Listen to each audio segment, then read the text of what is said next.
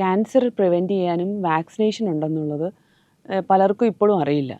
2 vaccines ഉണ്ട്. നമുക്കിപ്പോൾ HPVയുടെ വാക്സിനും ഹെപ്പറ്റൈറ്റിസ് ബിയുടെ വാക്സിനും അതാത് ക്യാൻസേഴ്സ് പ്രിവെൻറ്റ് ചെയ്യും. അപ്പോൾ HPV എന്ന് വെച്ചാൽ അതൊരു വളരെ കോമൺ ആയിട്ടുള്ള ഒരു ഇൻഫെക്ഷനാണ്.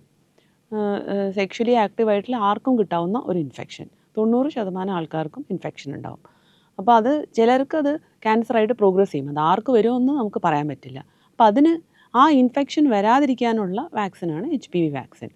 അതിപ്പോൾ നമ്മൾ സാധാരണ 9 ഇയേഴ്സ് തൊട്ട് കൊടുക്കാറുണ്ട്. 9 to 14 ആണ് ഐഡിയൽ. ബോയ്സിനെയും ഗേൾസിനെയും വാക്സിനേറ്റ് ചെയ്യാം. എന്തൊക്കെ രോഗങ്ങൾ ക്ലോസ് ചെയ്യുമെന്ന് വെച്ചാൽ ഗർഭപാത്ര മുഖ ക്യാൻസർ, യോനി ക്യാൻസർ അതൊക്കെ കോസ് ചെയ്യാം. പിന്നെ മലദ്വാരത്തിലെ ക്യാൻസർ കോസ് ചെയ്യാം. അതുപോലെ തന്നെ വയറിൽ, തൊണ്ടയിൽ, വായിൽ ഒക്കെയുള്ള ക്യാൻസറും അത് കോസ് ചെയ്യാം. അതുകൊണ്ടാണ് ബോയ്സിനും ഗേൾസിനും വാക്സിനേറ്റ് ചെയ്യണം എന്ന് പറയുന്നത്. അപ്പോൾ 9 to 14 ഇയേഴ്സിൽ 2 ഡോസസ് ആണ് ഐഡിയൽ.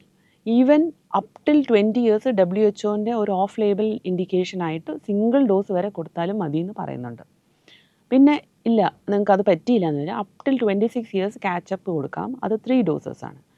ഇല്ല, അതും പറ്റിയില്ല, there is an option. 45 years വരെ നിങ്ങൾക്ക് വാക്സിനേറ്റ് ചെയ്യാം. നിങ്ങൾക്ക് മറ്റവർക്ക് കൊടുക്കുന്ന അത്രയും ഉള്ള പ്രൊട്ടക്ഷൻ ഉണ്ടാവില്ലായിരിക്കാം, പക്ഷേ ചെയ്യാം.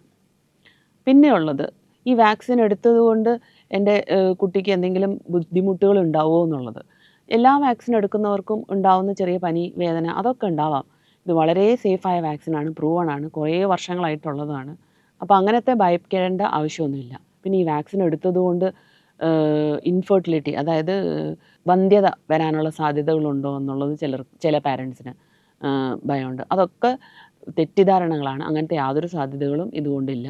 ഇത് അവർ എപ്പോൾ അവർക്ക് ആവശ്യമോ അപ്പോൾ അവരെ പ്രൊട്ടക്റ്റ് ചെയ്യാൻ വേണ്ടി നമ്മൾ നേരത്തെ കൊടുക്കേണ്ട സമയത്ത് വാക്സിൻ കൊടുക്കുന്നു. അത്രയേ അതിനുകൊണ്ട് ഉദ്ദേശിക്കുന്നുള്ളൂ.